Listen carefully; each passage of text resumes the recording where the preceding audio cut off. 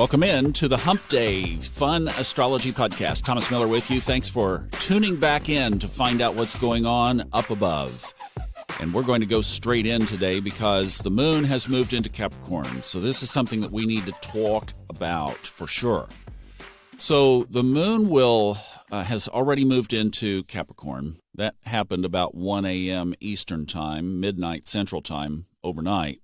Now, the next big significant thing is that it will conjunct the South Node at 3:30 this afternoon, Eastern Time, which, of course, means that it will be opposite the North Node in Cancer.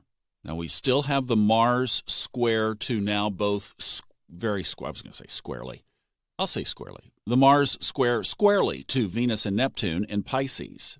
Mars in Sagittarius is at 13 degrees. Venus is now at 10 degrees Pisces, so there's a 3-degree orb, and Neptune is at 16 degrees.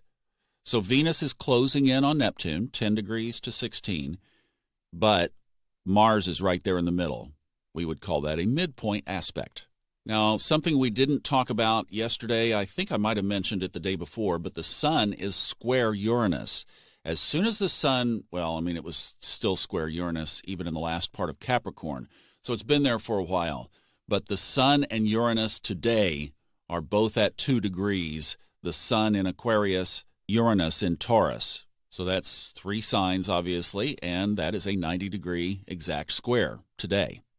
So let's just go around here and again set the tone of where the energies are. So if we start with Sagittarius, Mars is at 13 degrees, right in the middle almost of Sagittarius. We have the Moon, the South Node, Jupiter, Pluto, and Saturn still in Capricorn. The Sun now and Mercury in Aquarius, Venus and Neptune in Pisces, and Uranus is in Taurus. So those are your main energies, and then I skipped over but will include Chiron is at 2 degrees Aries. So I'm thinking that my thesis, as I've been observing this, my thesis around how we can play that Mars square to Venus and Neptune has played out actually in my own life almost exactly like that.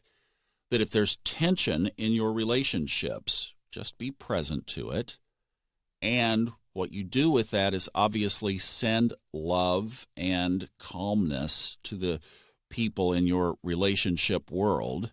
And as I mentioned the other day, this is not just a romantic partner. This is your kids, your boss, your job, anybody that you come in contact with that you are in a regular relationship with. I think you can encompass this under.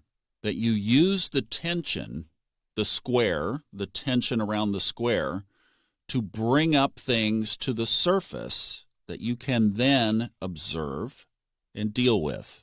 So once the square, the tension, has served its purpose, and that is to surface these areas, then you can use the strength of Mars in a fire sign and also Venus and Neptune in Pisces, so a very spiritual or loving spiritual environment to address those situations. So you're using the tension, and then you use a pull to bring those two together, and it can be very, very powerful. Majana and I worked through this just over the last week, let's say several days, and just used this paradigm, used this dynamic, and it was incredible what we, A, identified, and B, addressed. I also used it with another person in my life who I will not identify or the situation at this point, but it was profound and used exactly the same pattern. So I think that's one that you could definitely follow.